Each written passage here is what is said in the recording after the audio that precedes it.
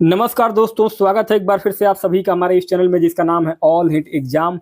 और आज के इस वीडियो में हम लोग देख रहे हैं यूपीएचईएससी असिस्टेंट प्रोफेसर सोशलॉजी का एग्जाम जो हुआ है आपका 18 अप्रैल 2026 को शिफ्ट 1 में प्रथम पाली में। उस परीक्षा में आपके जो सभी 75 प्रश्न पूछे गए हैं, 75 क्वेश्चन, उन सभी 75 क्वेश्चन का जो ऑफिशियल आंसर की जारी किया गया है, उस ऑफिशियल आंसर की के हिसाब से एक एक क्वेश्चन का आंसर मैं आप सभी को बताऊंगा और एक्सप्लेन करते हुए, समझाते हुए बताऊंगा दोस्तों, विस्तृत व्याख्यात्मक तरीके से सॉल्यूशन के साथ।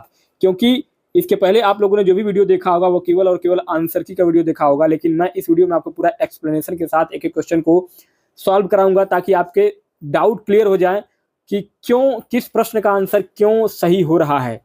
तो दोस्तों बहुत इंपॉर्टेंट ये वीडियो होगा आप सभी के लिए।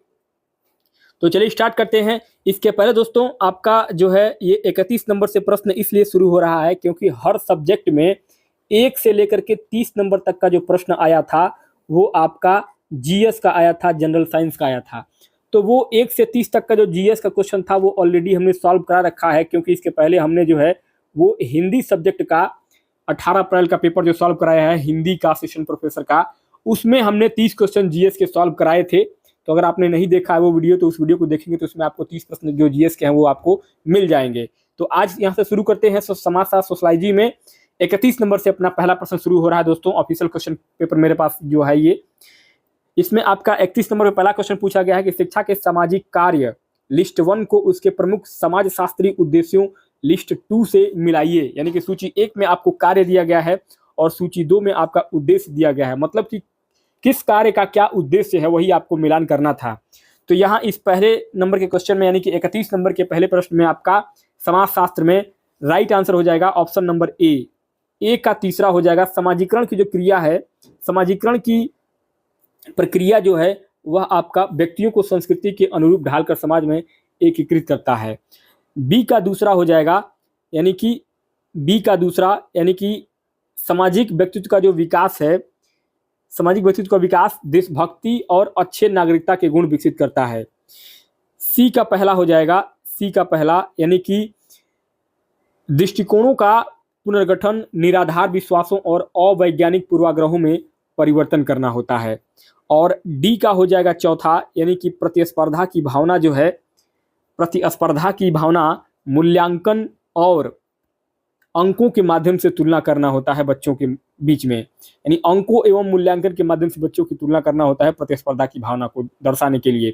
तो यहाँ पहले नंबर के इस प्रश्न में आपका यानी कि 31 नंबर के इस प्रश्न में आपका ऑप्शन नंबर ए करेक्ट और राइट आंसर हो जाएगा। नेक्स्ट दोस्तों आगे क्वेश्चन नंबर 32। दोस्तों क्वेश्चन इंग्लिश और हिंदी दोनों भाषाओं में पूछा गया था, तो मैं हिंदी में सॉल्व करा रहा हूँ।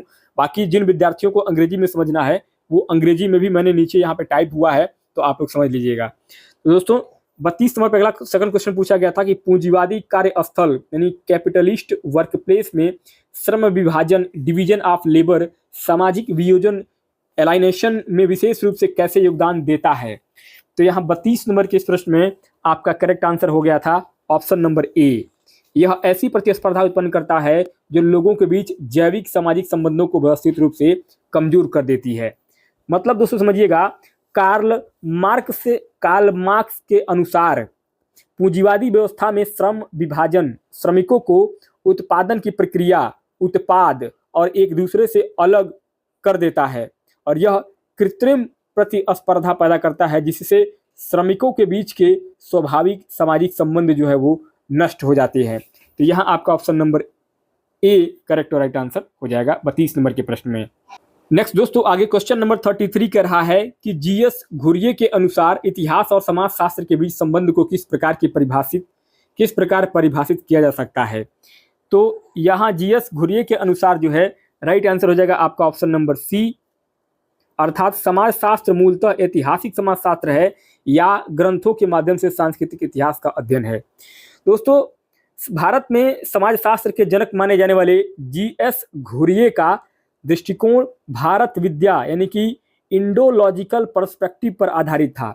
उनका मानना था कि भारतीय समाज को समझने के लिए इसके प्राचीन ग्रंथों और ऐतिहासिक संस्कृति का गहराई से अध्ययन करना आवश्यक है। इसलिए आपका ऑप्शन नंबर सी यहाँ पे 33 नंबर के प्रश्न में करेक्ट और राइट आंसर हो जाएगा। नेक्स्ट दोस्तों आगे क्वेश्चन नंबर 34 34वां प्रश्न पूछा गया है, समकालीन समाजशास्त्री विमर्श के बहुलवाद और राष्ट्र निर्माण के बीच संतुलन बनाने की प्रमुख चुनौती क्या है?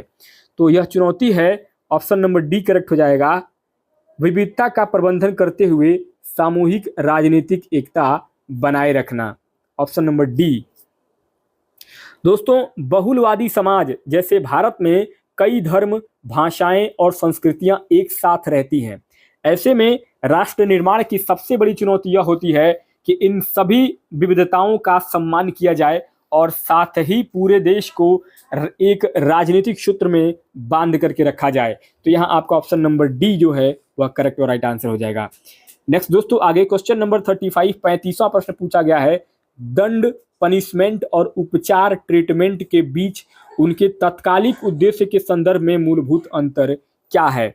यहाँ 35 नंबर के प्रश्न में आपका ऑप्शन नंबर ए करेक्ट हो जाएगा, दंड का स्वभावतः उद्देश्य वंचना या पीड़ा पहुंचाना होता है, जबकि उपचार इससे बचने का प्रयास करता है। दोस्तों न्याय शास्त्र और समाज शास्त्र में दंड का मूल उद्देश्य अपराधी को उसके कृत्य के लिए सजा देना या कष्ट पहुंचाना प्रतिशोधात्मक या निवारक के रूप में होता है। इसके ठीक विपरीत उपचार यानी ट्रीटमेंट, रिहैबिलिटेशन का उद्देश्य अपराधी को सुधारना और उसे पीड़ा से बचाकर समाज की मुख्य धारा में वापस लाना होता है। इसलिए आपका ऑप्शन नंबर ए यहाँ पे करेक्ट और राइट आंसर हो जाएगा। नेक्स्ट आगे क्वेश्चन नंबर 36 36वां प्रश्न पूछा गया है कि प्रपदात्मक फिनोमेनोलॉजिकल समाजशास्त्र में अल्फ्रेड शूट्ज द्वारा प्रतिपादित प्राकृतिक अभिवृत्ति नेचुरल एटीट्यूड की अवधारणा किसे संदर्भित करती है? तो यह संदर्भित करती है, ऑप्शन नंबर ए करेक्ट हो जाएगा, दैनिक जीवन की वास्तविकता को स्वाभाविक और बिना प्रश्न किए स्वीकार करना। दोस्तों अल्फ्रेड शूट्ज के अनुसार नेचुरल एटीट्यूड वह सामान्य मानसिक स्थिति है जिसमें मनुष्य अपने रोजमर्रा के जीवन और सामाजिक दुनिया को जैसी वह है वैसे ही स्वीकार कर लेता है और उस पर कोई दार्शनिक सवाल नहीं उठाता है। इसलिए आपका ऑप्शन नंबर ए यहाँ पे करेक्ट और राइट आंसर हो जाएगा। नेक्स्ट दोस्तों आगे क्वेश्चन नंबर 37 37वां प्रश्न पूछा जा रहा है, उचित पुनर्वास के बिना विस्थापन डिस्प्लेसमेंट विदाउट प्रॉपर रीसेटलमेंट का संरक्षित क्षेत्रों यानी प्रोटेक्टेड एरियाज की पर्यावरणीय प्रभावशीलता पर क्या प्रभाव पड़ता है?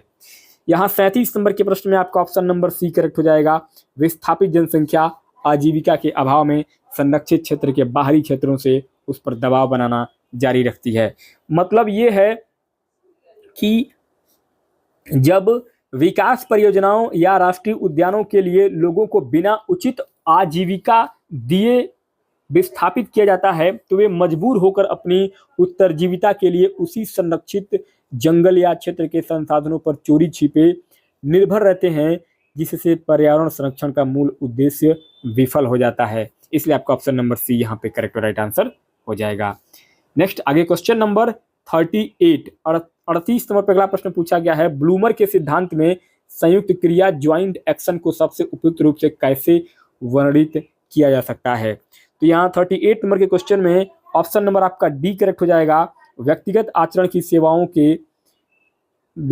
आचरण की रेखाओं के सामंजस्य से उत्पन्न सामूहिक क्रिया। मतलब कि हर्बर्ट ब्लूमर प्रतीकात्मक अंतःक्रिया के प्रणेता माने जाते हैं और उनके अनुसार समाज कोई स्थिर ढांचा नहीं है बल्कि ज्वाइंट एक्शन है। यह तब बनता है जब कोई व्यक्ति अपने अपने कार्यों और व्यवहारों को एक दूसरे के संदर्भ में ढालते हैं और उसको मिलाते हैं। तो ऑप्शन नंबर आपका डी यहाँ पे सही हो जाएगा। नेक्स्ट आगे अगला क्वेश्चन नंबर 39 कह रहा है कि निम्नलिखित में से कौन सा संयोजन शास्त्रीय समाजशास्त्री सिद्धांत में औद्योगिकरण की मूलभूत आर्थिक विशेषताओं का सर्वोत्तम प्रतिनिधित्व करता है? 39 नंबर क्वेश्चन में आपका करेक्ट आंसर हो जाएगा ऑप्शन नंबर बी, श्रम विभाजन और यंत्रीकृत उत्पादन। क्यों सही होगा? क्योंकि औद्योगिकरण का मुख्य आधार मशीनों के द्वारा बड़े पैमाने पर उत्पादन यानी कि मैकेनाइज्ड प्रोडक्शन और कार्यों का विशिष्ट श्रम विभाजन डिवीजन ऑफ लेबर होता है, जिसने कृषि आधारित अर्थव्यवस्था को कारखानों पर आधारित बना दिया है। इसलिए आपका ऑप्शन नंबर बी यहाँ पे करेक्ट हो जाएगा। नेक्स्ट आगे क्वेश्चन नंबर 40 प्रश्न पूछा गया है। संसाधन आधार, रिसोर्स बेस और संचालन कारकों यानी कि यहाँ पे आपका इनोबलाइजेशन फैक्टर के संदर्भ में जनजातीय आंदोलनों, ट्राइबल मूवमेंट्स और सामान्य कृषक आंदोलनों इनकी पीजेंट मूवमेंट्स में मुख्य अंतर क्या है? तो यहाँ 40 नंबर के प्रश्न में आपका ऑप्शन नंबर सी सही हो जाएगा। जनजातीय आंदोलनों में वन और भूमि पर द्वैध निर्भरता होती है तथा बाहरी माने जाने वाले लोगों के विरुद्ध जाति प्रतिरोध शामिल होता है। मतलब कहने का ये है कि कृषक आंदोलन मुख्य रूप से केवल कृषि भूमि और लगान पर केंद्रित होते हैं, जबकि जनजातीय आंदोलन जल, जंगल और जमीन तीनों से जुड़े होते हैं। साथ ही जनजातियों में दीकू यानी कि बाहरी लोगों के खिलाफ एक मजबूत सांस्कृतिक और जातीय एकजुटता भी होती है। तो ऑप्शन नंबर सी आपका सही हो जाएगा। नेक्स्ट दोस्तों आगे क्वेश्चन नंबर 41 41वां प्रश्न है कि भारत में विकास जनित विस्थापन पुनर्वास के संदर्भ में निम्नलिखित में से कौन सा समाजशास्त्रीय अवलोकन भारतीय विकास प्रक्रियाओं के अध्ययनों में प्रस्तुत विश्लेषणात्मक दृष्टिकोण को सबसे उपयुक्त रूप से दर्शाता है? 41 नंबर के प्रश्न में आपका ऑप्शन नंबर बी सही हो जाएगा। बड़े पैमाने की विकास परियोजनाएं प्रायः आदिवासी समुदायों, छोटे किसानों और वन आश्रित आबादी को असमान रूप से विस्थापित करती है, जबकि पुनर्वास नीतियां उनके आजीविका और भूमि से जुड़े सांस्कृतिक संबंधों को पर्याप्त रूप से पुनर्स्थापित करने में अक्सर विफल रहती है। मतलब ये है जैसे कि बांधों या खनन जैसे प्रोजेक्ट का सबसे ज्यादा खामियाजा हाशिए पर रहने वाले समुदायों, खास करके विशेषकर आदिवासी समुदाय को भुगतना पड़ता है। उन्हें न केवल आर्थिक बल्कि सांस्कृतिक नुकसान भी होता है, जिसकी भरपाई सरकारी मुआवजे से कभी संभव नहीं हो पाती है। इसलिए आपका ऑप्शन नंबर बी यहाँ पे सही हो जाएगा। नेक्स्ट आगे क्वेश्चन नंबर 42 नंबर पे अगला प्रश्न पूछा गया है कि भारत में पर्यावरणीय आंदोलनों के समाजशास्त्रीय स्वरूप को पारिस्थितिकी संघर्षों के अध्ययनों में जिस प्रकार से चर्चा की गई है, निम्नलिखित में से कौन सा कथन सबसे उपयुक्त रूप से व्यक्त करता है? 42 नंबर के प्रश्न में आपका ऑप्शन नंबर ए करेक्ट हो जाएगा। भारतीय पर्यावरणीय आंदोलनों का एक महत्वपूर्ण स्वरूप विकास के लाभार्थियों और स्थानीय पारिस्थितिकी तंत्र पर निर्भर समुदायों के बीच संघर्ष उत्पन्न होता है, जिसे प्रायः गरीबों का पर्यावरणवाद कहा जाता है। मतलब कहने का ये है कि रामचंद्र गुहा और जॉन मार्टिनेज अलियर इन दोनों ने मिलकर इसे इन्वायरमेंटलिज्म ऑफ द पुअर कहा है। भारत में पर्यावरण आंदोलन जैसे कि चिपको आंदोलन या नर्मदा बचाओ आंदोलन सिर्फ पेड़ बचाने के लिए नहीं, बल्कि गरीबों की आजीविका और संसाधनों पर उनके अधिकार को बचाने की लड़ाई थी। इसलिए आपका ऑप्शन नंबर ए यहाँ पे करेक्ट हो जाएगा। क्वेश्चन नंबर 43 कह रहा था कि सतत आर्थिक विकास, सस्टेनेबल इकोनॉमिक ग्रोथ और सतत पारिस्थितिकी विकास, सस्टेनेबल इकोलॉजिकल डेवलपमेंट जैसे शब्दों के उभरने से क्या संकेत मिलता है? तो संकेत मिलता है आपका ऑप्शन नंबर डी करेक्ट हो जाएगा। सतत विकास, सस्टेनेबल डेवलपमेंट की मूल अवधारणा की अंतर्निहित शक्ति और अनुकूलनशीलता होती है। मतलब ये है कि सस्टेनेबल डेवलपमेंट एक ऐसा लचीला और शक्तिशाली कॉन्सेप्ट बन गया है जिसे अर्थशास्त्रियों से लेकर पर्यावरण विद्वानों तक ने अपने अपने क्षेत्रों यानी कि आर्थिक और पारिस्थितिकी में सकारात्मक रूप से अपना लिया है। नेक्स्ट दोस्तों आगे क्वेश्चन नंबर 44वां प्रश्न पूछा जा रहा है कि हर्बर्ट स्पेंसर के सामाजिक प्रगति सोशल प्रोग्रेस के दृष्टिकोण को निम्नलिखित में से किस रूप में सबसे उपयुक्त रूप से वर्णित किया जा सकता है? 44 नंबर के क्वेश्चन में आपका ऑप्शन नंबर बी करेक्ट हो जाएगा। मानव नियंत्रण से परे ब्रह्मांडी शक्तियों द्वारा संचालित एक स्वचालित प्रक्रिया। मतलब क्या है कि हर्बर्ट स्पेंसर ने डार्विन के विकासवाद को समाज पर लागू किया, सोशल डार्विनिज्म लागू किया। उनका मानना था कि समाज सरल से जटिल की ओर एक प्राकृतिक और स्वचालित प्रक्रिया के तहत विकसित होता है, जिसमें राज्य या मनुष्य के कृत्रिम हस्तक्षेप की आवश्यकता नहीं होती है। यानी कि यहाँ पे योग्यतम की उत्तरजीविता को साबित करता है। ऑप्शन नंबर आपका बी करेक्ट हो जाएगा। आगे 45वां प्रश्न है उत्तर आधुनिक यानी कि पोस्ट मॉडर्न और शैक्षिक दर्शन एजुकेशनल फिलोसॉफीज स्वदेशी ज्ञान प्रणालियों यानी कि इंडोजीनियस नॉलेज सिस्टम IKS के गंभीर अध्ययन और शोध को क्यों प्रोत्साहित करते हैं?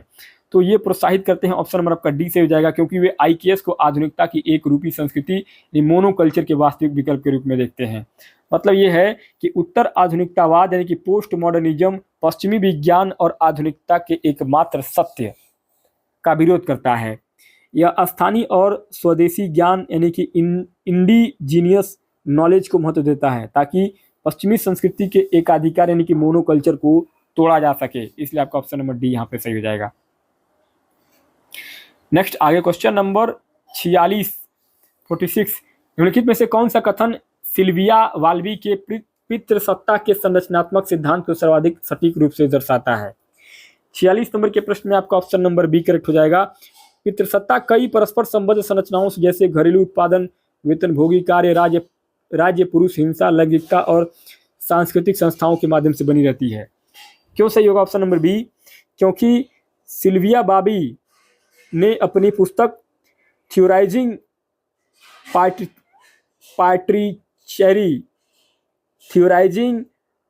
पैट्रिची में पितृसत्ता को 6 मुख्य संरचनाओं में बांटा है। उनके अनुसार पितृसत्ता सिर्फ घर तक सीमित नहीं है, बल्कि यह रोजगार, राज्य की नीतियों और संस्कृति के जाल के माध्यम से काम करती है। इसलिए आपका ऑप्शन नंबर बी यहाँ पे करेक्ट हो जाएगा। 47वां प्रश्न है, समाजशास्त्री अवधारणा संस्कृति के संदर्भ में लिखित कथनों पर विचार करिए। 4 कथन दिए गए हैं, 1, 2, 3, 4, और इसमें उपरोक्त में से कौन सा कथन सही है ये आपको बताना है। तो 47 नंबर के प्रश्न में आपका ऑप्शन नंबर सी से हो जाएगा। 1, 3 और 4, 1, 3 और 4 2 गलत है। कैसे समझिएगा। संस्कृति भौतिक और अभौतिक दोनों होती है, तो सही है। हर समाज और व्यक्ति के पास संस्कृति होती है, तो तीसरा भी सही है। और उच्च संस्कृति यानी कि हाई कल्चर का संबंध एलिट या अभिजात वर्ग से होता है, चौथा भी सही है। लेकिन कथन 2 गलत क्यों है? कथन 2 गलत इसलिए है क्योंकि आगबर्न के सांस्कृतिक विलंब के सिद्धांत के अनुसार भौतिक संस्कृति तेजी से बदलती है और अभौतिक संस्कृति पीछे रह जाती है। तो यहाँ आपका ऑप्शन नंबर सेकंड जो है यही गलत हो जाएगा, बाकी सी ऑप्शन आपका करेक्ट हो जाएगा, 1, 3 और 4। नेक्स्ट आगे अगला क्वेश्चन नंबर 48 48वां प्रश्न पूछ रहा है, औद्योगिक परिवर्तन इंडस्ट्रियल चेंज के संबंध में निम्नलिखित कथनों पर विचार करिए। यहाँ आपको 2 कथन दिए गए हैं। 48 नंबर के प्रश्न में आपका ऑप्शन नंबर बी से हो जाएगा, केवल एक सही होगा। औद्योगिक परिवर्तन एक श्रृंखलाबद्ध प्रभाव रिपल इफेक्ट उत्पन्न करता है जो राजनीतिक शक्ति के संतुलन को बदल देता है। सेकंड जो आपका ऑप्शन है ये गलत हो जाएगा। क्यों सही होगा दोस्तों? पहला और दूसरा गलत क्यों होगा? क्योंकि औद्योगिक परिवर्तन का समाज के हर पहलू जैसे कि राजनीतिक, परिवार, शिक्षा तीनों पर प्रभाव पड़ता है। लेकिन कथन 1 इसीलिए सही हो रहा है। कथन 2 इसलिए गलत हो रहा है क्योंकि इसका प्रभाव सिर्फ आर्थिक क्षेत्र तक सीमित नहीं रहता है, हर जगह इसका प्रभाव पड़ता है। ऑप्शन नंबर आपका बी यहाँ पे करेक्ट हो जाएगा, यानी केवल एक सही है। नेक्स्ट आगे क्वेश्चन नंबर 49 49वां प्रश्न है कि औद्योगिकरण और सामाजिक परिवर्तन के संदर्भ में लिखित कथनों पर विचार कीजिए। तो 49 नंबर के प्रश्न में आपका ऑप्शन नंबर ए सही हो जाएगा, केवल 1, 2 और 4 3 गलत होगा इसमें। कैसे? क्योंकि औद्योगिकरण कृषि से शहरी व्यवस्था की ओर ले गया, पहला सही। प्रारंभिक चरण में भाप इंजन का प्रयोग हुआ, दूसरा सही। पूंजीवाद के साथ राजनीतिक परिवर्तन हुए, चौथा सही। कथन 3 गलत है इसलिए क्योंकि औद्योगिकरण के कारण शहरों में मृत्यु दर घटने से शुरुआत में जनसंख्या वृद्धि यानी कि डेमोग्राफिक ग्रोथ में कमी नहीं आई बल्कि वृद्धि हुई थी। इसलिए आपका ऑप्शन नंबर ए सही होगा, 1, 2 और 4 सही है। नेक्स्ट आगे 50वां प्रश्न पूछ रहा है, जनसंख्या भूगोल में प्रवासन को बौद्धिक स्तंभ क्यों माना जाता है? तो ये माना जाता है, ऑप्शन नंबर ए सही हो जाएगा, क्योंकि यह एक केंद्रीय भौगोलिक प्रक्रिया के रूप में कार्य करता है जो इस क्षेत्र के सैद्धांतिक विकास को प्रतिबिंबित करता है। अर्थात प्रवासन केवल लोगों का एक स्थान से दूसरे स्थान पर जाना नहीं है, बल्कि यह वह मुख्य धुरी है जिस पर जनसंख्या भूगोल के अधिकांश सिद्धांत जैसे कि जनसांख्यिकी संक्रमण या शहरीकरण, ये सब कुछ उसी भूगोल के अधिकांश सिद्धांत पर टिके हुए हैं। तो ऑप्शन नंबर ए आपका सही हो जाएगा। आगे 51 नंबर पर अगला प्रश्न पूछा जा रहा है मिलान करने वाला। माल्थस के जनसंख्या सिद्धांत के निम्नलिखित अवधारणाओं का उनके सही विवरणों के साथ मिलान कीजिए। सूची 1 में अवधारणा और सूची 2 में उनका विवरण दिया गया है। तो यहाँ 51 नंबर के प्रश्न में आपका ऑप्शन नंबर ए करेक्ट हो जाएगा। ए का हो जाएगा आपका दूसरा, मतलब कि जनसंख्या की ज्यामिति प्रत्येक पीढ़ी में जनसंख्या को दोगुना होना दर्शाती है। बी का पहला हो जाएगा निर्वाह साधनों की अंकगणितीय वृद्धि खाद्य आपूर्ति में धीमी रैखिक वृद्धि को दर्शाता है। 3 का सी का हो जाएगा चौथा, निवारक अवरोध जो है ये नैतिक संयम जैसे विवाह में विलंब होता है। और सकारात्मक अवरोध जो है ये आपका युद्ध, अकाल और महामारियां मृत्यु दर बढ़ाती है। तो यहाँ जो है माल्थस के अनुसार आपका जनसंख्या हर पीढ़ी में दोगुनी होती है। इसके विपरीत भोजन निर्वाह के साधन धीमी गति अर्थमेटिक से बढ़ता है। विवाह में देरी जैसे स्वैच्छिक उपाय निवारक अवरोध होती है, जबकि अकाल या बीमारी प्रकृति के द्वारा लाए गए सकारात्मक अवरोध होते हैं। तो आप यहाँ पे आपका ऑप्शन नंबर ए बिल्कुल करेक्ट और राइट आंसर सही हो जाएगा।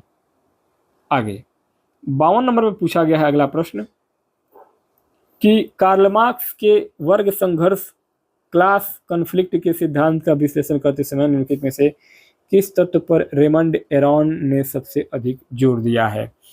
तो रेमंड एरॉन ने जोर दिया है ऑप्शन नंबर बी, मार्क्स का पूरा समाजशास्त्र मूलतः वर्ग संघर्ष का समाजशास्त्र है। फ्रांसीसी समाजशास्त्री रेमंड एरॉन ने अपनी पुस्तक main current in sociological thought में स्पष्ट किया है कि कार्ल मार्क्स का संपूर्ण चिंतन और सिद्धांत अनिवार्य रूप से वर्ग संघर्ष क्लास कॉन्फ्लिक्ट के इर्द गिर्द ही घूमता है। इसलिए आपका ऑप्शन नंबर बी यहाँ पे सही हो जाएगा। आगे 53 नंबर पर अगला प्रश्न पूछा जा रहा है कि पोस्ट संरचनावाद के विकास के आधार पर जैक देरिदा से संबंधित निम्नलिखित विचारों को सही तार्किक क्रम में व्यवस्थित कीजिए। तो यहाँ 53 नंबर के प्रश्न में आपका राइट आंसर हो जाएगा ऑप्शन नंबर डी 2, 1, 3, 4। मतलब कि यहाँ सबसे पहले संरचनावाद की मान्यता स्थापित हुई थी। इसके बाद 1966 में देरिदा ने अपने व्याख्यान से पोस्ट संरचनावाद की नींव रखी।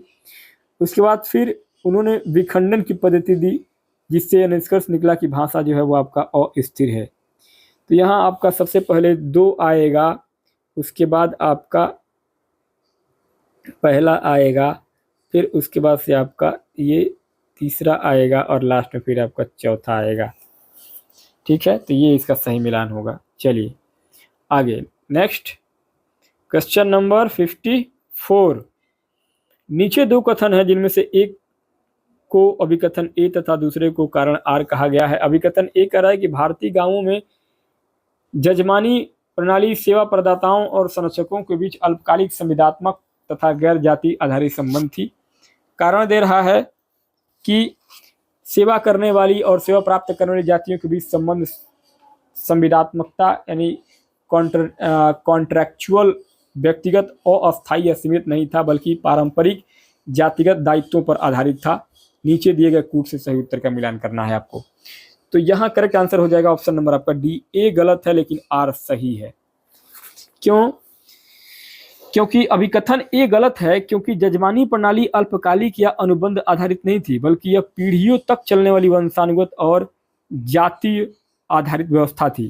कारण आर बिल्कुल सही है क्योंकि यह पारंपरिक दायित्वों पर टिकी थी। तो ऑप्शन आपका डी यहाँ पे करेक्ट हो जाएगा। ए गलत है, आर सही है। 55 नंबर पर अगला प्रश्न पूछा गया है कि निम्नलिखित में से कौन सी स्थिति प्राथमिक विचलन प्राइमरी डेविएंस और द्वितीयक विचलन सेकेंडरी डेविएंस के बीच समाजशास्त्रीय अंतर को सबसे स्पष्ट रूप से दर्शाती है। तो यहाँ आपका करेक्ट आंसर हो जाएगा ऑप्शन नंबर ए। ऑप्शन नंबर ए, अर्थात एक व्यक्ति कभी कभी छोटे मानदंडों का उल्लंघन करता है लेकिन बाद में लेकिन बाद में वह विचलित पहचान को आत्मसात कर लेता है और व्यवस्थित आपराधिक गतिविधियों में शामिल हो जाता है। मतलब क्या है कि जैसे इसमें एडविन लेमर्ट के लेबलिंग सिद्धांत के अनुसार प्राथमिक विचलन वे छोटी मोटी गलतियां हैं जिन पर समाज ध्यान नहीं देता है, लेकिन जब समाज व्यक्ति पर अपराधी का ठप्पा लेबल लगा देता है और वह व्यक्ति उसी पहचान को अपनाकर बार बार अपराध करने लगता है तो इसे हम द्वितीयक विचलन कहते हैं। ऑप्शन नंबर आपका ए यहाँ पे करेक्ट हो जाएगा। नेक्स्ट आगे 56 नंबर पर अगला प्रश्न पूछा गया है कि विशेषीकरण का संचयन, एसेशन ऑफ स्पेशलाइजेशन शब्द से यह संकेत मिलता है कि आधुनिक नौकरशाही मॉडर्न ब्यूरोक्रेसी में श्रम विभाजन डिवीजन ऑफ लेबर कैसा है। 56 नंबर के प्रश्न में आपका ऑप्शन नंबर बी करेक्ट हो जाएगा। ऑप्शन नंबर बी करेक्ट हो जाएगा कि यह विशेषज्ञ भूमिकाओं की निरंतर बढ़ती है और जटिल परतों का निर्माण है जो प्रशासनिक विभाजन को और गहरा करती है।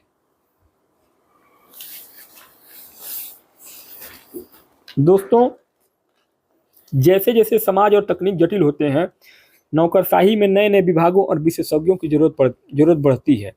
यह श्रम विभाजन को अत्यधिक जटिल और परतों वाला बना देती है। आगे 57 नंबर अगला प्रश्न है कि कार्ल मार्क्स के अनुसार निम्नलिखित में से कौन से कथन पूंजीवादी के संरचनात्मक विरोधाभास स्ट्रक्चरल कॉन्ट्रडिक्शन को सही स्पष्ट रूप से करते हैं। 57 नंबर के प्रश्न में आपका ऑप्शन नंबर डी सही हो जाएगा। केवल 1, 2 और 4, 1, 2 और 4 तीन गलत है। कैसे? देखिए, पूंजीवाद में पूंजी संचय और मजदूरी साथ साथ चलते हैं, सही है। पूंजीपति अतिरिक्त मूल्य यानी कि सरप्लस वैल्यू हड़प कर मुनाफा कमाते हैं, ठीक है। पूंजीपतियों और सरबराह के बीच संघर्ष होता है, ये भी सही है। कथन 3 गलत इसलिए है क्योंकि उत्पादन के साधनों के स्वामी श्रमिक नहीं बल्कि पूंजीपति होते हैं। तो ऑप्शन नंबर आपका डी यहाँ पे करेक्ट हो जाएगा। नेक्स्ट आगे अगला क्वेश्चन नंबर 58 58 नंबर पे अगला प्रश्न पूछा जा रहा है कि चिपको आंदोलन मुख्यतः निम्नलिखित में से किस प्रकार के समकालीन आंदोलनों का उदाहरण था। तो ये उदाहरण था, ऑप्शन नंबर डी करेक्ट हो जाएगा, पर्यावरणीय और जन आधारित ग्रास रूट आंदोलन। पर्यावरणीय और जन आधारित ग्रास रूट आंदोलन ये था 1970 के दशक में उत्तराखंड में शुरू हुआ चिपको आंदोलन जंगलों की कटाई रोकने के लिए स्थानीय ग्रामीणों मुख्यतः महिलाओं द्वारा चलाया गया एक विशुद्ध पर्यावरण और जमीनी स्तर का जन आंदोलन था, चिपको आंदोलन। तो ऑप्शन नंबर आपका डी यहाँ पे करेक्ट हो जाएगा। नेक्स्ट आगे 59 क्वेश्चन नंबर 59 नंबर अगला प्रश्न पूछा गया है कि भूमि स्वामित्व लैंड ओनरशिप के संदर्भ में किसान वर्ग यानी कि पीजेंट्री की व्यापक श्रेणी में निम्नलिखित में से कौन सा समूह शामिल किया जा सकता है। 59 नंबर के प्रश्न में आपका ऑप्शन नंबर बी करेक्ट हो जाएगा। स्वामी, किसान, ओनर, कल्टीवेटर्स, बटाईदार यानी कि शेयर क्रॉपर्स और किराएदार यानी कि टेनेंट्स और कृषि यानी कि मजदूर लेबर। मतलब ऑप्शन नंबर आपका बी यहाँ पे करेक्ट हो जाएगा सही, क्योंकि समाजशास्त्रीय रूप से किसान वर्ग पीजेंट्री एक व्यापक शब्द है जिसमें वे सभी लोग आते हैं जो अपनी आजीविका के लिए प्रत्यक्ष रूप से भूमि पर शारीरिक श्रम करते हैं, चाहे वे जमीन के मालिक हों, ठेके पर खेती करने वाले हों या खेतीहर मजदूर हों। आगे 60 नंबर पर अगला प्रश्न पूछा जा रहा है कि ग्रामीण क्षेत्रों में पंचायती राज व्यवस्था का मुख्य उद्देश्य क्या है। इसका मुख्य उद्देश्य ऑप्शन नंबर डी स्थानीय स्वशासन और लोगों की भागीदारी को बढ़ावा देना। 73वें संविधान संशोधन के माध्यम से लागू पंचायती राज का मुख्य उद्देश्य सत्ता का विकेंद्रीकरण यानी कि डिसेंट्रलाइजेशन करना है, ताकि ग्रामीण लोग अपने विकास के फैसले खुद ले सकें, लोकतांत्रिक विकेंद्रीकरण के रूप में। आगे 61 नंबर पर अगला प्रश्न पूछा गया है कि राजीव भार्गव के अनुसार व्यवहार में वास्तव में विद्यमान धर्मनिरपेक्षताएं रियली एग्जिस्टिंग सेक्युलरिज्म की किस विशेषता से पहचानी जाती है। तो ये पहचाना जाता है, ऑप्शन नंबर आपका 20 करेक्ट हो जाएगा। वे कुछ धार्मिक पहलुओं को समायोजित करती है जबकि अन्य आलोचना करती है। जैसे कि भारतीय राजनीति विज्ञानी राजीव भार्गव के प्रिंसिपल्स डिटेल्स सैद्धांतिक दूरी के मॉडल के अनुसार भारतीय धर्मनिरपेक्षता धर्म से पूरी तरह अलग नहीं होती। राज्य धर्म के सकारात्मक पहलुओं को जगह देता है जैसे अल्पसंख्यकों के अधिकार, और नकारात्मक पहलुओं जैसे कि छुआछूत में हस्तक्षेप में सुधार करता है। 62 कह रहा था संदर्भ समूह रेफरेंस ग्रुप के समाजशास्त्री विश्लेषण में निम्नलिखित कथनों में से कौन से सही है। यहाँ 62 नंबर के क्वेश्चन में आपका ऑप्शन नंबर बी करेक्ट हो जाएगा। केवल 2, 3 और 4 यानी एक गलत है। कैसे? देखिए यहाँ आर के मर्टन के अनुसार संदर्भ समूह वह समूह है जिसके मानकों को व्यक्ति अपने व्यवहार और मूल्यांकन के आदर्श मानता है। यह जरूरी नहीं कि समूह वास्तविक हो। कथन एक गलत है। टीवी या काल्पनिक चरित्र भी संदर्भ समूह हो सकते हैं और यह सकारात्मक या नकारात्मक दोनों हो सकता है और व्यवहार को प्रभावित करता है। तो यहाँ पे ऑप्शन नंबर आपका बी यहाँ पे करेक्ट हो जाएगा। नेक्स्ट आगे अगला 63 कह रहा था। 63 नंबर पर अगला प्रश्न है कि निम्नलिखित सामाजिक आंदोलनों के प्रकार सूची 1 को उनके मुख्य उद्देश्यों सूची 2 से मिलान करिए। तो यहाँ आपका 63 नंबर के प्रश्न में आपका ऑप्शन नंबर ए करेक्ट हो जाएगा। ए का हो जाएगा आपका दूसरा, बी का हो जाएगा आपका चौथा, सी का हो जाएगा आपका पहला और डी का हो जाएगा आपका तीसरा। मतलब कि सुधार आंदोलन रिफॉर्म व्यवस्था के कुछ हिस्सों में बदलाव चाहते हैं। दूसरा क्रांतिकारी आंदोलन यानी कि रिवोल्यूशनरी पूरी व्यवस्था उखाड़ फेंकना चाहते हैं। और प्रक्रियावादी आंदोलन अतीत की परंपराओं को वापस लाना चाहते हैं और प्रतिरोध आंदोलन हो रहे बदलावों को रोकना चाहते हैं। तो यहाँ आपका ऑप्शन नंबर ए जो है वो करेक्ट आंसर हो जाएगा। नेक्स्ट आगे अगला क्वेश्चन नंबर 64 नंबर पर अगला प्रश्न पूछा जा रहा है। नीचे 2 कथन दिए गए हैं जिनमें से एक को अभिकथन ए, दूसरे को कारण आर कहा गया है। अभिकथन ए कह रहा था कि भारत में उपराष्ट्रीयतावाद यानी कि सब नेशनलिज्म एकीकृत राष्ट्र की अवधारणा के लिए चुनौतियां उत्पन्न करता है। कारण आर कह रहा है कि उपराष्ट्रीयतावाद का अर्थ है राष्ट्र राज्य के भीतर राजनीतिक मान्यता और स्वायत्तता के लिए क्षेत्रीय या जाति पहचान का दावा करना। नीचे दिए गए कोड से सही उत्तर को चुनाव करना है। ऑप्शन नंबर डी सही हो जाएगा। ए और आर दोनों सत्य हैं और आर ए की बिल्कुल सही स्पष्टीकरण है। कैसे? उपराष्ट्रीयतावाद सब नेशनलिज्म जैसे कि अलग राज्य की मांग या क्षेत्रीय स्वायत्तता का दावा अक्सर राष्ट्रीय एकता के सामने चुनौती पेश करता है। इसका सटीक कारण यही है कि यह राष्ट्र राज्य के अंदर एक विशेष क्षेत्रीय या जाति पहचान को उभारता है। आगे नेक्स्ट क्वेश्चन नंबर 65 नंबर पर अगला प्रश्न पूछा जा रहा है कि ग्रामीण भारत में कृषक असंतोष यानी अग्रेन अनरेस्ट मुख्यतः निम्नलिखित में से किस कारण से उत्पन्न होता है।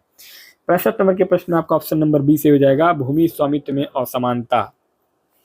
क्योंकि भारत में किसान आंदोलनों जैसे कि तेलंगाना नक्सलबाड़ी का मूल कारण जमींदारों और गरीब किसानों मजदूरों के बीच जमीन के मालिकाना हक का भारी अंतर और शोषण हमेशा रहा है।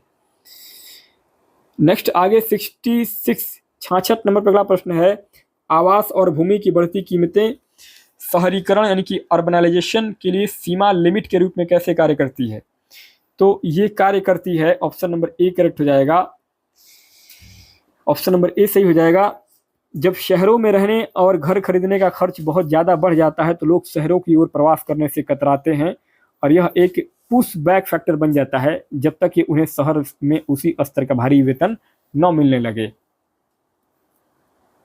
नेक्स्ट क्वेश्चन नंबर 67 कह रहा था कि नीचे 2 कथन हैं, एक अभिकथन ए है और दूसरा कारण आर है। अभिकथन ए कह रहा था कि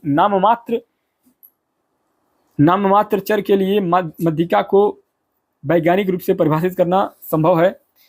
कारण आर कह रहा है कि नाममात्र चर की श्रेणियों का कोई भी क्रम मनमाना होता है और उसमें अंतर्निहित क्रम यानी कि रैंक ऑर्डर नहीं होता। नीचे दिए गए कूट से सही उत्तर का चुनाव करना है आपको। तो 67 नंबर क्वेश्चन में आपका ऑप्शन नंबर डी से हो जाएगा। ए गलत है लेकिन आर सही है। कैसे? देखिए नाममात्र चर जैसे कि धर्म लिंग में कोई क्रम रैंक नहीं होता है। कथन आर सही इसलिए है क्योंकि मध्यिका मीडियन निकालने के लिए डेटा को आरोही या अवरोही क्रम में व्यवस्थित करना अनिवार्य है। इसलिए नाम मात्र चर के लिए मध्यिका निकालना वैज्ञानिक रूप से क्या है, असंभव है। इसलिए कथन ए आपका गलत होगा। तो ऑप्शन आपका डी ए गलत है लेकिन आर सही है। नेक्स्ट आगे क्वेश्चन नंबर 68 कह रहा था कि निम्नलिखित में से कौन सा विकल्प डॉक्टर B.R. अम्बेडकर के सामाजिक लोकतंत्र के विचार को विशेष रूप से वंचित वर्ग मुक्ति के संदर्भ में सर्वश्रेष्ठ रूप से व्यक्त करता है। 68 में आपका ऑप्शन नंबर ए करेक्ट हो जाएगा। सामाजिक संबंधों में स्वतंत्रता, समानता और बंधुत्व का समन्वय। मीन्स डॉक्टर अंबेडकर का मानना था कि राजनीतिक लोकतंत्र तब तक सफल नहीं हो सकता है जब तक कि आधार में सामाजिक लोकतंत्र न हो। उनके अनुसार सामाजिक लोकतंत्र का अर्थ है जीवन के तरीके के रूप में स्वतंत्रता, लिबर्टी, समानता, इक्वलिटी और बंधुत्व यानी कि फ्रेटर्निटी को मान्यता देना। इसलिए आपका ऑप्शन नंबर ए करेक्ट हो जाएगा। नेक्स्ट आगे क्वेश्चन नंबर 69 कह रहा था कि नीचे दो कथन दिए गए हैं। अभिकथन ए कह रहा है कि गैर मानवीय प्रकृति यानी कि नॉन ह्यूमन नेचर का विकास बढ़ती हुई व्यक्तिपरकता, सब्जेक्टिविटी और लचीलापन, फ्लेक्सिबिलिटी द्वारा विशेषित होता है। कारण आर कह रहा है कि व्यक्तिपरकता और लचीलापन किसी जीव को नए पर्यावरणीय चुनौतियों और अवसरों के प्रति अधिक अनुकूल बनाते हैं। 69 नंबर के क्वेश्चन में आपका ऑप्शन नंबर डी करेक्ट हो जाएगा। ए और आर दोनों सही है तथा आर ए की बिल्कुल सही व्याख्या करता है। मतलब कि सामाजिक परिस्थिति सोशल इकोलॉजी में मरे बुकची के अनुसार विकासवाद में जीव समय के साथ अधिक लचीले यानी कि फ्लेक्सिबल और व्यक्तिपरक होते जाते हैं, क्योंकि यही लचीलापन उन्हें बदलते पर्यावरण में जिंदा रहने में मदद करता है। तो ऑप्शन नंबर आपका डी यहाँ पे सही हो जाएगा। नेक्स्ट आगे क्वेश्चन नंबर 70 नंबर पर अगला प्रश्न पूछा जा रहा है कि सैंपलिंग डिजाइन के वर्गीकरण के आधार पर सूची 1 सैंपलिंग का प्रकार का मिलान सूची 2 उदाहरण तकनीक से करना है। सूची 1 में सैंपल का प्रकार और सूची 2 में उसका उदाहरण दिया गया है। 70 नंबर के इस प्रश्न में आपका ऑप्शन नंबर बी सही हो जाएगा। ए का पहला यानी कि अनियंत्रित प्राथमिकता का नमूना जो है वो साधारण यादृच्छिक नमूना चयन होगा। बी का दूसरा, सी का तीसरा और डी का चौथा यानी कि मिलान जो ऑटोमेटिक मिलान सही हुआ है। मतलब कि अनियंत्रित प्रायिकता प्रोबेबिलिटी नमूना साधारण रैंडम सैंपलिंग है। नियंत्रित प्रायिकता स्तरीकृत होती है और अनियंत्रित गैर प्रायिकता सुविधा सैंपलिंग होती है। नियंत्रित गैर प्रायिकता कोटा या उद्देश्यपूर्ण सैंपलिंग होता है। नेक्स्ट आपका 71 नंबर पे अगला प्रश्न पूछा गया है कि नीचे दो कथन दिए गए हैं। कथन अभिकथन ए कह रहा था कि बड़े पैमाने के सर्वेक्षणों में प्रश्नावली यानी कि क्वेश्चनेरियर को अक्सर प्राथमिकता दी जाती है क्योंकि यह अपेक्षाकृत कम लागत पर और साक्षात्कारकर्ता पक्षपात इंटरव्यूअर बेस के बिना व्यापक रूप से फैले उत्तरदाताओं तक पहुंचने की सुविधा देती है। कारण आर दे रहा था कि हालांकि एक बार प्रश्नावली भेज दिए जाने के बाद शोधकर्ता सर्वेक्षण प्रक्रिया के दौरान अस्पष्ट उत्तरों को स्पष्ट करने के लिए प्रश्नों या दृष्टिकोण में आसानी से संशोधन कर सकता है। 71 नंबर के क्वेश्चन में आपका ऑप्शन नंबर ए करेक्ट हो जाएगा। ए सत्य है परंतु आर असत्य है। कैसे? क्योंकि प्रश्नावली दूर दराज के लोगों तक कम खर्च में पहुंचने का एक बेहतरीन साधन है, इसलिए आपका कथन ए सही हो जाएगा। लेकिन एक बार डाक से प्रश्नावली भेज दी गई तो शोधकर्ता के लिए उत्तरदाताओं के संदेह या अस्पष्टता को मौके पर दूर करना या प्रश्नों में संशोधन करना लगभग असंभव होता है, इसलिए आपका आर जो है वो गलत हो जाएगा। इसलिए ऑप्शन नंबर ए आपका सही हो जाएगा। ए सत्य है परंतु आर आपका असत्य है। नेक्स्ट आगे अगला 72 नंबर पे अगला प्रश्न पूछा जा रहा है। सूची 1 और सूची 2 का मिलान करना है। सूची 1 में हरित क्रांति है दिया गया है और यहाँ पे सूची 2 में, तो यहाँ आपका 72 नंबर के प्रश्न में आपका ऑप्शन नंबर डी। ए का हो जाएगा आपका दूसरा, बी का हो जाएगा आपका चौथा, सी का हो जाएगा आपका तीसरा और डी का हो जाएगा आपका पहला। मतलब कि हरित क्रांति से कृषि उत्पादकता बढ़ी है और नई आईसीटी क्रांति ने सप्लाई चेन सुधारी और वेस्ट कम किया है। शुरुआती कंप्यूटर बहुत भारी और महंगे होते थे। आधुनिक आईसीटी का उपयोग अब छोटे किसानों तक वायरलेस कनेक्टिविटी के रूप में पहुंच रहा है। 73 कह रहा था कि 1793 के अस्थायी बंदोबस्त परमानेंट सेटलमेंट के अंतर्गत लागू किए गए जमींदारी व्यवस्था में राजस्व वितरण का सही वर्णन निम्नलिखित में से कौन सा है? तो यहाँ 73 नंबर के क्वेश्चन में आपका ऑप्शन नंबर डी सही हो जाएगा। राज्य किराए का 10/11 भाग अपने पास रखता था, जबकि जमींदार शेष भाग पारिश्रमिक के रूप में प्राप्त करते थे। मतलब कि लॉर्ड कॉर्नवालिस के द्वारा लागू इस व्यवस्था में जमींदारों को भूमि का स्थायी मालिक बना दिया गया। वे किसानों से जो भी लगान वसूलते थे उसका 10/11 यानी कि लगभग 89% हिस्सा ब्रिटिश सरकार को देना होता था और 1/11 लगभग 11% हिस्सा अपने पास मेहनताने के रूप में रखना होता था। तो ऑप्शन नंबर आपका डी यहाँ पे करेक्ट हो जाएगा। नेक्स्ट आगे अगला क्वेश्चन नंबर 74 कह रहा था कि नर्मदेश्वर प्रसाद समर्पित, गतिशील और प्रतिबद्ध नेतृत्व के उद्भव पर प्रकाश डालते हैं। आधुनिकीकरण यानी कि मॉडर्नाइजेशन की प्रक्रिया में ऐसे नेतृत्व की मुख्य भूमिका क्या है? ऑप्शन नंबर ए सही हो जाएगा। आधुनिक विश्व की ओर संक्रमण को प्रेरित करना और उसका प्रबंधन करना। मतलब कि किसी भी पारंपरिक समाज को आधुनिकता की ओर ले जाने के लिए एक ऐसे गतिशील नेतृत्व की आवश्यकता होती है जो लोगों की पुरानी मान्यताओं को तोड़ करके उन्हें नए और वैज्ञानिक बदलावों के लिए तैयार कर सके। इसलिए आपका ऑप्शन नंबर ए यहाँ पे करेक्ट हो जाएगा। आगे 75 नंबर पे अगला प्रश्न पूछा जा रहा है कि कार्यात्मकतावादी दृष्टिकोण के अनुसार स्तरीकरण प्रणाली यानी कि स्ट्रैटिफिकेशन सिस्टम संसाधनों की बर्बादी को कैसे रोकती है? 75 नंबर के प्रश्न में आपका ऑप्शन नंबर सी से हो जाएगा। मतलब कि किंग्सले डेविस और विल्बर्ट मूर के स्तरीकरण सिद्धांत के अनुसार समाज में कुछ पद दूसरों की तुलना में अधिक महत्वपूर्ण होते हैं, जैसे कि डॉक्टर या इंजीनियर। समाज हमेशा ऊंची प्रतिष्ठा और वेतन का लालच देकर योग्य व्यक्तियों को इन कठिन पदों के लिए आकर्षित करता है, जिससे समाज का संतुलन और कुशलता बनी रहती है। इसलिए आपका ऑप्शन नंबर सी यहाँ पे करेक्ट हो जाएगा। आगे 76 कह रहा था कि निम्नलिखित में से कौन सी स्थिति श्वेत पोष अपराध, व्हाइट कॉलर क्राइम और शक्तिशाली वर्ग के अपराधों, क्राइम ऑफ द पावरफुल के बीच समाजशास्त्रीय अंतर को सर्वश्रेष्ठ रूप से दर्शाती है? 76 में आपका ऑप्शन नंबर बी करेक्ट हो जाएगा। मतलब कि एक कारपोरेट लेखाकार, देखिए इसमें क्या है, एडविन सदरलैंड के श्वेत पोष अपराध पेशेवर लोगों जैसे अकाउंटेंट द्वारा अपने काम के दौरान किए जाते हैं, जबकि Frank Pierce crimes of the powerful राज्य या बड़े कारपोरेट के शीर्ष स्तर पर बैठे प्रभावशाली लोगों द्वारा व्यवस्था को अपने पक्ष में मोड़ने के लिए किए जाते हैं। तो यहाँ आपका ऑप्शन नंबर बी जो है वो करेक्ट हो जाएगा कि एक कारपोरेट लेखाकार निजी लाभ के लिए कंपनी के खातों में हेरफेर करता है, जबकि एक सरकारी मंत्री सार्वजनिक नीतियों को प्रभावित करने के लिए रिश्वत स्वीकार करता है। 77 कह रहा था कि लुई ड्यूमोंट की प्रसिद्ध कृति होमो हिराचियस 1966 सैद्धांतिक रूप से किस समाजशास्त्रीय परंपरा पर आधारित है? तो ये है आपका ऑप्शन नंबर ए, स्ट्रक्चरलिज्म संरचनावाद। लुई ड्यूमोंट का भारत की जाति व्यवस्था का अध्ययन क्लाउड लेवी स्ट्राच के संरचनावाद से गहरे रूप से प्रभावित था। उन्होंने पवित्र और अपवित्र, प्योर एंड इम्प्योर के द्वैतवाद के आधार पर जाति की पदानुक्रमिक संरचना को समझाया था। आगे 78 कह रहा था कि मार्टिनेली आधुनिकीकरण को सामान्य सामाजिक प्रगति जैसे पहिए के आविष्कार से कैसे अलग करते हैं? तो 78 नंबर के क्वेश्चन में आपका ऑप्शन नंबर ए करेक्ट हो जाएगा।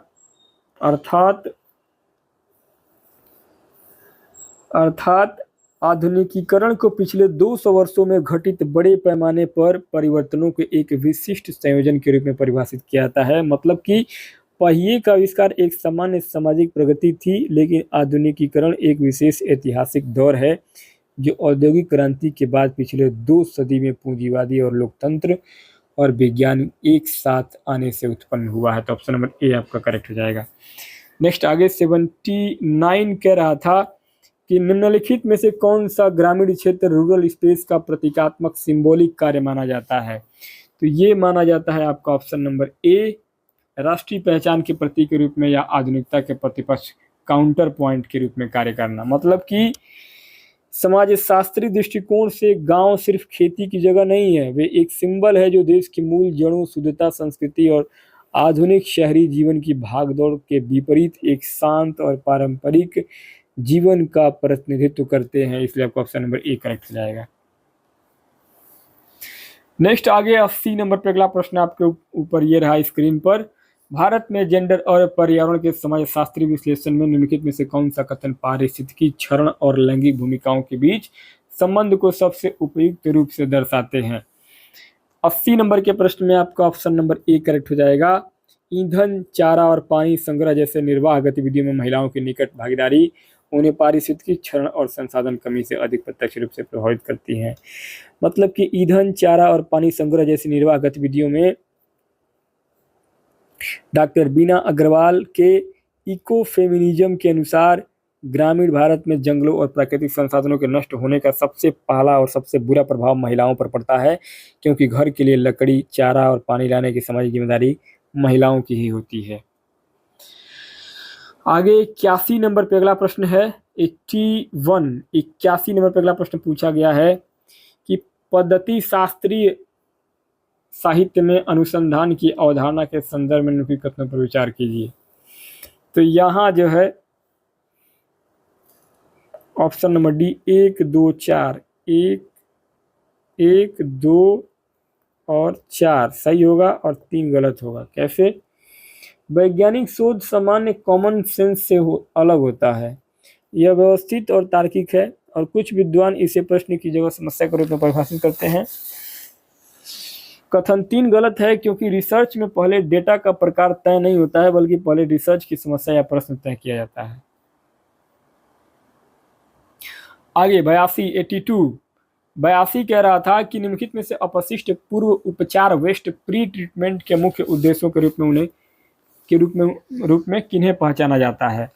तो ये पहचाना जाता है ऑप्शन नंबर सी, अपशिष्ट को अधिक हानि रहित बनाना या उसके भार और आयतन को कम करना। मतलब कि पर्यावरण प्रबंधन में वेस्ट प्री ट्रीटमेंट का मुख्य लक्ष्य कचरे के जहरीलेपन को खत्म करना, उसे इन ऑक्यूस बनाना और उसे अंतिम रूप से निपटाने यानी कि डिस्पोज करने से पहले उसकी मात्रा को सिकोड़ना होता है।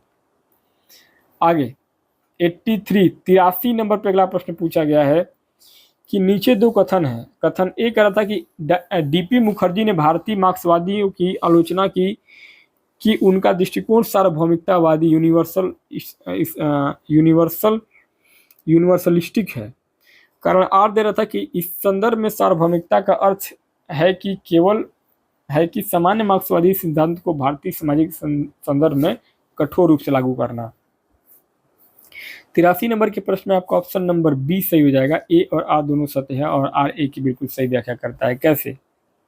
देखिए, मार्क्सोलॉजिस्ट डीपी मुखर्जी ने भारतीय कम्युनिस्टों और मार्क्सवादियों की आलोचना की, क्योंकि वे कार्ल मार्क्स के यूरोपीय सिद्धांतों को बिना किसी बदलाव के भारतीय समाज जहां वर्ग से ज़्यादा जाति महत्वपूर्ण है पर जबरन लागू करने यानी कि यूनिवर्सलाइज्म की कोशिश कर रहे थे। तो ऑप्शन नंबर आपका बी यहाँ पे करेक्ट हो जाएगा। 84 नंबर पर अगला प्रश्न है 84 कि एमिल दुर्खीम के अनुसार वे समाज जहां श्रम विभाजन कम होता है, लोग समान प्रकार का कार्य करते हैं और समान विश्वास साझा करते हैं, वे किस प्रकार की एकता से युक्त होते हैं? तो एमिल दुर्खीम के अनुसार वो उसको बोलते हैं यांत्रिक एकता। दुर्खीम के अनुसार पारंपरिक या आदिम समाजों में श्रम विभाजन बहुत कम होता है, लोग एक जैसा काम करते हैं और एक जैसा सोचते हैं। सामूहिक चेतना ऐसे समाज यांत्रिक एकता यानी कि मैकेनिकल सॉलिडरिटी के धागे से बंधे रहते हैं। ऑप्शन नंबर सी सही हो जाएगा। नेक्स्ट आगे 85 नंबर पर अगला प्रश्न है, भारतीय समाज को समूहों का जटिल संगठन कॉम्प्लेक्स ऑफ कलेक्टिविटी के रूप में वर्णित किया जाता है, न कि साधारण समूहों के मिश्रण यानी कि कॉन्ग्लोमेरेशन के रूप में। इस भेद का समाजशास्त्री अर्थ क्या है? तो इस भेद का समाजशास्त्री अर्थ होगा आपका ऑप्शन नंबर सी, भारतीय सामाजिक वास्तविकता गहन आंतरिक विभेदों विशेषताओं से प्रभावित होती है, जो गतिशील रूप से परस्पर क्रिया करती है। मतलब कि भारत सिर्फ अलग अलग लोगों की भीड़ नहीं है, यह जातियों, धर्मों, वर्गों और भाषाओं का एक अत्यधिक जटिल और गुथा हुआ ताना बाना है, जहां ये सभी समूह लगातार एक दूसरे को प्रभावित करते रहते हैं। आगे 86 कह रहा था, निम्नलिखित में से कौन सी प्रक्रिया भारतीय गांवों में कृषि भूमि के विखंडन यानी कि फ्रैगमेंटेशन में सबसे प्रत्यक्ष रूप से योगदान देती है? तो ये देता है आपका ऑप्शन नंबर सी, परिवारों के भीतर उत्तराधिकार और विभाजन। जैसे जैसे पीढ़ियां बढ़ती हैं, संयुक्त परिवार टूटते हैं और पिता की जमीन बेटों के बीच बढ़ती जाती है। उत्तराधिकार के कानूनों के कारण ही आज भारतीय कृषि भूमि छोटे छोटे और अलाभकारी टुकड़ों में बंट गई है। आगे नेक्स्ट 87 नंबर पे अगला प्रश्न पूछा जा रहा है, समकालीन भारत में लोकतंत्र पर चर्चाओं में नागरिक सामाजिक सिविल सोसाइटी को मुख्यतः किस रूप में समझा जाता है? तो ये समझा जाता है आपका ऑप्शन नंबर बी से हो जाएगा, राज्य और बाजार के बीच कार्य करने वाले संगठन और संघ। सिविल सोसाइटी जैसे कि एनजीओ, मजदूर संघ, छात्र संगठन, वे संस्थाएं होती हैं जो न तो सरकार का हिस्सा होती हैं और न ही मुनाफे के लिए काम करने वाले बाजार का। ये नागरिकों के अधिकारों और जनहित के लिए दोनों के बीच का एक दबाव समूह का काम करती है। 88 नंबर पर अगला प्रश्न पूछा जा रहा है कि नीचे दो कथन दिए गए हैं। अभिकथन ए कह रहा था कि एंथनी गिडेंस के अनुसार समाज व्यक्तियों की क्रियाओं के माध्यम से निरंतर उत्पन्न और पुनः उत्पन्न होता है। कारण आर कह रहा था कि गिडेंस का संरचनन सिद्धांत यह मानता है कि सामाजिक संरचनाएं मानव क्रियाओं से स्वतंत्र रूप से अस्तित्व में रहती हैं और व्यक्तियों की गतिविधियों से अप्रभावित रहती हैं। तो 88 नंबर के क्वेश्चन में आपका ऑप्शन नंबर बी से हो जाएगा, ए और आर दोनों सत्य है और आर ए का बिल्कुल सही स्पष्टीकरण है। देखिए सिविल सोसाइटी जैसे कि एनजीओ,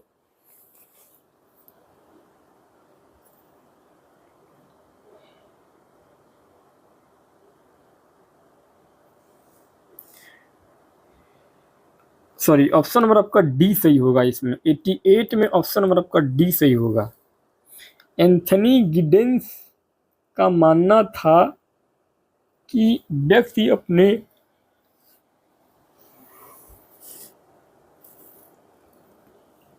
अपने रोजमर्रा के कामों से समाज का निर्माण करते हैं, इसलिए ये सही होगा। कारण आर पूरी तरीके से गलत है क्योंकि गिडेंस संरचना की द्वैधता यानी कि ड्यूअलिटी ऑफ स्ट्रक्चर की बात करते हैं, जिसका मतलब है कि संरचनाएं इंसानों की क्रियाओं से अलग या स्वतंत्र नहीं होती है बल्कि उन्हीं से बनती और बदलती है। आगे 89 नंबर पर अगला प्रश्न पूछा जा रहा है कि समाजशास्त्र का सबसे उपयुक्त रूप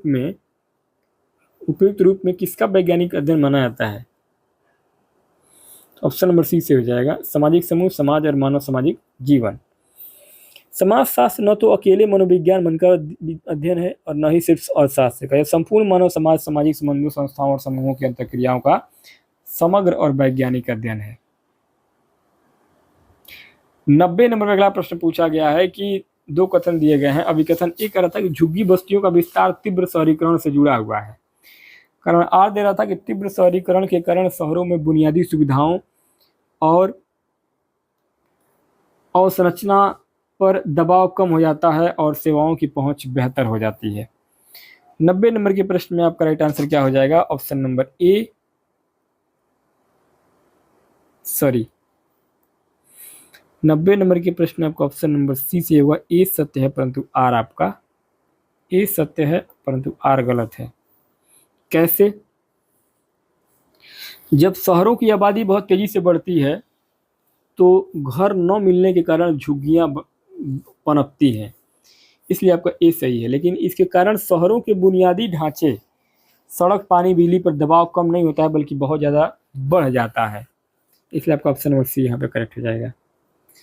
91 क्या कह रहा था? क्वेश्चन नंबर 91, 91 नंबर पर अगला प्रश्न पूछा गया है कि प्राचीन और शास्त्रीय समाजशास्त्री विश्लेषण में प्राचीन और आधुनिक नगरों के आकार की तुलना करने में निम्नलिखित में से कौन सा कथन पद्धतिगत कठिनाई को सर्वाधिक उपयुक्त रूप से व्यक्त करता है? 91 नंबर के प्रश्न में आपका ऑप्शन नंबर डी सही हो जाएगा। इतिहास में शहर किसे माना जाए, इसके पैमाना बदलते रहते हैं। साथ ही प्राचीन काल में आज की तरह सटीक जनगणना नहीं होती थी, इसलिए प्राचीन रोम या हड़प्पा की तुलना आज के टोक्यो या मुंबई से करना सांख्यिकीय रूप से बहुत मुश्किल होगा।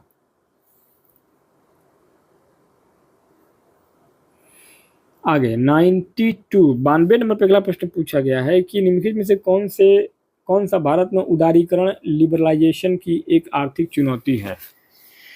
तो ये है आपका ऑप्शन नंबर डी, घरेलू उद्योगों का वैश्विक प्रतिस्पर्धा के प्रति संवेदनशील होना। क्योंकि 1991 के बाद जब भारत ने अपनी अर्थव्यवस्था दुनिया के लिए खोली तो विदेशी कंपनियां सस्ते और बेहतर सामान के साथ बाजार में आ गईं। इससे भारत के छोटे और घरेलू उद्योगों के सामने अस्तित्व बचाने और प्रतिस्पर्धा करने का बहुत बड़ा संकट खड़ा हो गया। इसलिए आपका ऑप्शन नंबर डी से हो जाएगा। आगे 93 कह रहा था कि निम्नलिखित समाजशास्त्रीय अवधारणाओं को उनके उपयुक्त अर्थों या विशेषताओं से मिलान करिए। तो यहाँ जो है आपका मिलान सही होगा ऑप्शन नंबर बी, समाजशास्त्रीय अवधारणाओं का मिलान। ए का हो जाएगा आपका दूसरा, बी का हो जाएगा आपका चौथा, सी का हो जाएगा तीसरा और डी का हो जाएगा आपका पहला। मतलब कि जब जनजातियां हिंदू जातियों के ढांचे में ढल जाती हैं तो इसे जातिकरण कहते हैं। तो ए का हो जाएगा आपका दूसरा, बी का पहला कैसे होगा कि जब जातियां आदिवासियों के गुण अपनाती हैं तो वह ट्रिबलाइजेशन है, यानी बी का हो जाएगा आपका चौथा। और एम.एन. श्रीनिवास का संस्कृतिकरण निम्न जातियों द्वारा उच्च जातियों की नकल है, तो सी का हो जाएगा आपका तीसरा। और वंचना की भावना को अलगाव विमुक्ता कहते हैं, तो ये हो जाएगा आपका डी का पहला। ऑप्शन नंबर आपका बी यहाँ पे करेक्ट हो जाएगा 93 नंबर के प्रश्न में। आगे 94 कह रहा था कि भूमि का प्राकृतिक वनस्पति से कृषि उपयोग में परिवर्तन किस रूप में माना जाता है। तो 94 में आपका हो जाएगा ऑप्शन नंबर ए, शहरी विकास की प्रक्रिया में एक पूर्ववर्ती चरण। मतलब कि शहरी विकास की प्रक्रिया में एक पूर्ववर्ती चरण का मतलब यह है कि भूमि उपयोग के मॉडल में विकास एक क्रमिक प्रक्रिया है। जंगल पहले कृषि से भूमि में बदलते हैं और फिर वही कृषि भूमि धीरे धीरे औद्योगिकरण और शहरी विकास का हिस्सा बनती है। आगे क्वेश्चन नंबर 95 नंबर अगला प्रश्न पूछा गया है, आईसीटी आधारित नेटवर्क समाज के उद्भव के संदर्भ में निम्नलिखित कथनों पर विचार करिए। 95 नंबर प्रश्न में आपका ऑप्शन नंबर सी से हो जाएगा 1 और 3। मतलब कि मैनुअल कैस्टलेस के नेटवर्क समाज में सूचना का प्रवाह मुख्य है, सही है। नेटवर्किंग ने राज्य के काम करने का तरीका बदला है, तीसरा भी कथन सही है। कथन 2 गलत है क्योंकि पुराने जमाने की कठोर नौकरशाही आधुनिक नेटवर्क मॉडल से मेल नहीं खाती है, इसलिए यह आपका कथन जो गलत होगा। कथन 4 गलत है क्योंकि इसका प्रभाव सिर्फ लोक प्रशासन पर नहीं बल्कि अर्थव्यवस्था और संस्कृति पर भी पड़ा था। तो सी से हो जाएगा 1 और 3 केवल आपके सही होंगे। आगे अगला 96 कह रहा था कि निम्नलिखित कथनों में से कौन सा कथन ऐतिहासिक शोध विधि का सर्वोत्तम वर्णन करता है। तो ये कहता है आपका ऑप्शन नंबर डी, ऐतिहासिक शोध लैब या फील्ड वर्क में नहीं होता है। यह मुख्य रूप से डायरियों, पुराने सरकारी दस्तावेजों, आर्काइव्स और अवशेषों के आधार पर अतीत की सामाजिक घटनाओं को समझने की एक वैज्ञानिक पद्धति होती है, इसलिए आपका ऑप्शन नंबर डी यहाँ पे करेक्ट हो जाएगा। नेक्स्ट आगे 97 कह रहा था कि ज्ञान के उत्पादन नॉलेज प्रोडक्शन के संदर्भ में गुणात्मक पद्धतियाँ यानी क्वालिटेटिव मेथड शोधकर्ता के दृष्टिकोण यानी स्टैंड पॉइंट को क्या विशिष्ट भूमिका प्रदान करती है। तो यहाँ आपका 97 में राइट आंसर क्या हो जाएगा, ऑप्शन नंबर सी हो जाएगा। शोधकर्ता का दृष्टिकोण ज्ञान की खोज और उत्पादन का एक अभिन्न अंग होता है, क्योंकि क्वालिटेटिव रिसर्च विशेषकर नारीवादी या स्टैंडो पॉइंट थ्योरी में माना जाता है कि शोधकर्ता कोई मशीन नहीं है, उसका अपना अनुभव, जेंडर और सामाजिक स्थिति रिसर्च को पूर्वाग्रही नहीं बनाते हैं बल्कि समाज की गहरी सच्चाइयों को बाहर लाने का एक मुख्य जरिया होते हैं। तो ऑप्शन में आपका सी सही हो जाएगा।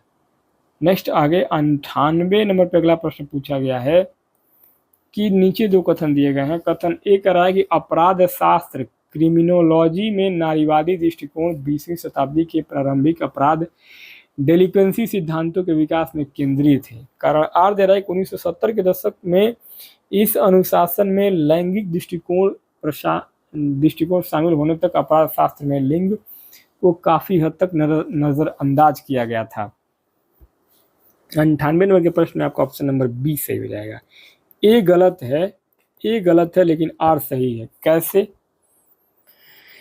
क्योंकि 20वीं सदी के शुरुआत में अपराध शास्त्र पूरी तरीके से पुरुषों यानी कि मेल सेंट्रिक पर केंद्रित था और उसमें महिलाओं के नज़रिए की कोई जगह नहीं थी, इसलिए आपका ऑप्शन ए गलत है। देखिए 1970 के दशक के बाद ही कैरोल स्मार्ट जैसी नारीवादी विचारकों ने इस अनुशासन में जेंडर के महत्व को स्थापित किया, इसलिए आपका आर सही है। ऑप्शन आपका बी यहाँ पे करेक्ट हो जाएगा। आगे क्वेश्चन नंबर 99 कह रहा है कि निम्नलिखित में से किसे M.N. श्रीनिवास ने एक आर्थिक अवसर के रूप में पहचाना है जिसने जाति व्यवस्था की संरचना को प्रभावित किया है। ऑप्शन नंबर ए सही हो जाएगा, उद्योगों, नगरों और नए परिवहन नेटवर्क का विकास। देखिए श्रीनिवास के अनुसार अंग्रेजों के आने के बाद रेलवे, कारखानों और शहरों का विकास हुआ। इन नए आर्थिक अवसरों ने पुराने जजमानी सिस्टम को तोड़ दिया और निम्न जातियों को गांव के शोषणकारी जाति ढांचे से बाहर निकालकर शहरों में रोजगार पाने का मौका दिया।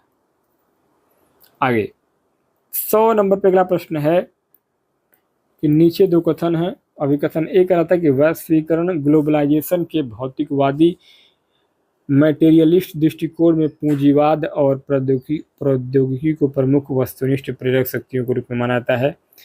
कारण दे रहा था कि आदर्शवादी आइडियलिस्ट दृष्टिकोण सूचना, ज्ञान और विचार प्रणालियों को इस प्रक्रिया के प्रमुख प्रेरक तत्व के रूप में महत्व देते हैं। 100 नंबर के इस आखिरी प्रश्न में आपका राइट आंसर हो जाएगा ऑप्शन नंबर डी। ए और आर दोनों सही है परंतु आर ए का सही स्पष्टीकरण नहीं है। कैसे? देखिए अभी कथन ए मार्क्सवादी भौतिकतावादी नजरिया है जो मानता है कि दुनिया को पूंजी और तकनीक चला रही है, बिल्कुल सही है। कारण आर वेबेरियन यानी कि आदर्शवादी नजरिया है जो मानता है कि विचार और सूचना दुनिया बदल रहे हैं, यह भी अपनी जगह सही है। दोनों अलग अलग स्कूल ऑफ थॉट की सही परिभाषाएं हैं, इसलिए एक दूसरे का कारण नहीं हो सकते हैं, इसलिए आपका ऑप्शन नंबर डी सही होगा। ए और आर दोनों कथन सही तो हैं लेकिन एक दूसरे का सही कारण और स्पष्ट नहीं कर पा रहे हैं, तो आपका ऑप्शन नंबर डी यहाँ पे करेक्ट हो जाएगा। तो मेरे मित्रों इस प्रकार से इस वीडियो में हम लोगों ने आज जो देखा है ये आपका UPHESC का जो एग्ज़ाम आपका हुआ है 18 अप्रैल।